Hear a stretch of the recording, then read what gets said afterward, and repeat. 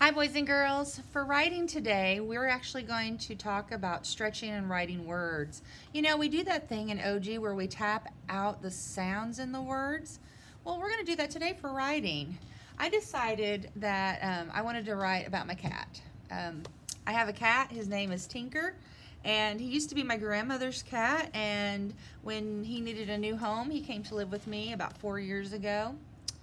He's big and gray, and he's absolutely the most loving creature you've ever met. He always wants the pets and the loving, so he's constantly crawling up on me and rubbing his head on me and trying to get loving. So I love him, and so I thought I would write, I love my cat. I did some thinking after I drew my picture, and I wanted to write, I love my cat.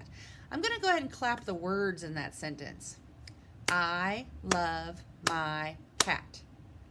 I must say, I'm going to count them now. I love my cat. So my sentence is going to have 4 words there. What is the first word I want to say? Well, that's an easy one. I want to say I. And I know that I is just the letter I. And it's uppercase because every time you write the word I, it's always an uppercase I. It will not be a lowercase I with a dot. If you're writing the word I, even in the middle of a sentence, it always is capital or uppercase. So I know that word. Now the next word I need to write is love. Well, I need to figure out how to spell that one. So I'm going to use my finger to make my meatball space. I put it right after the I, and I'm going to listen for the first sound in love. Ooh. We know that sound. That's an L. So I'm going to write an L. All right, got my meatball space so I can move my finger now. So I'm going to tap out that word. L, v, love. L, That's a U sound. I know that sound. L, v. That's a V sound. L, v. And that sounds like the last sound in the word. So now I need to make another meatball space. So what's my next word? I love my. I need to figure out how to spell my. So I'm going to make my meatball space, and I'm going to listen. What's the first sound in my? That's an M. We just learned that sound in OG today, or yesterday. No, today. We learned that today. I love my. I hear I.